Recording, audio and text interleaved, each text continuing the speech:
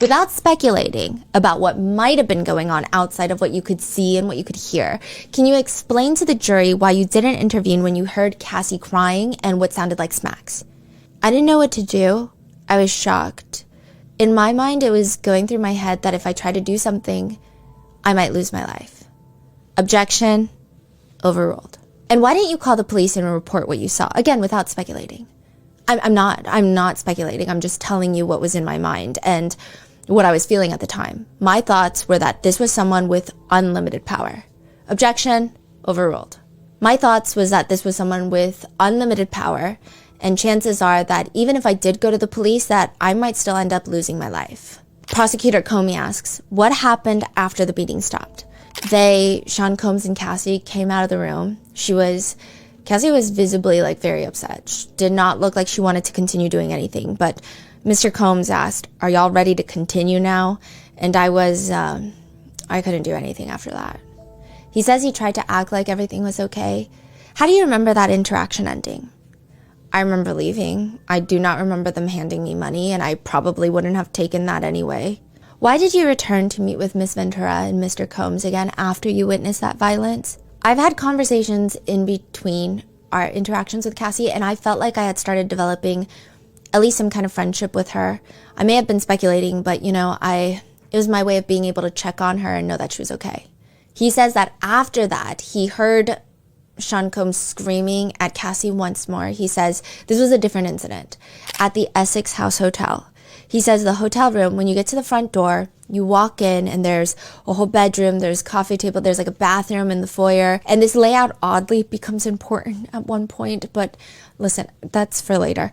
What do you remember happening right before you heard Mr. Combs yell? I think we had sex during this encounter. After you had sex, what do you remember?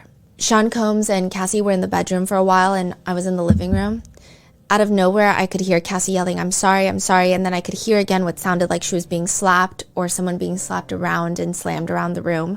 I looked around the corner to where the foyer was, and I saw Mr. Combs walk out of the hotel altogether without clothes on. He might have had a towel on, which I guess some people would say is reminiscent to the Intercontinental Hotel video footage.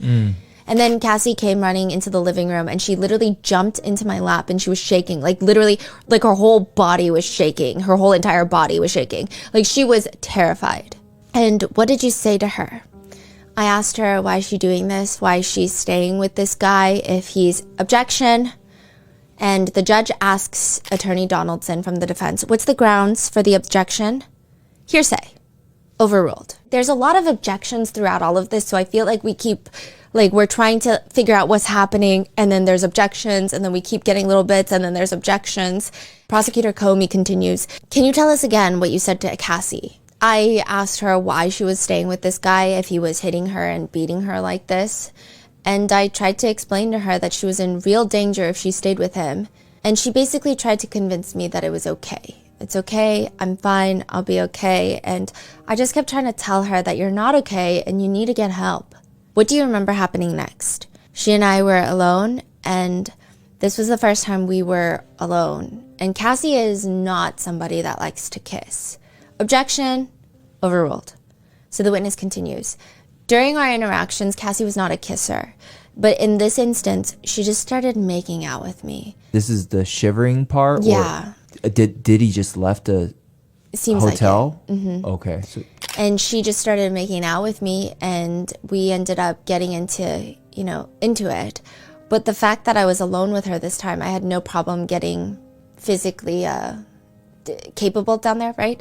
And right when we were actually starting to have intimate relations, I realized that Mr. Combs had re-entered the room, and he was sort of sneaking around the corner and watching us. And once he realized that we could see him, he came into the room and basically was saying that he liked that. He liked that we were getting along in that way. And what do you remember happening next?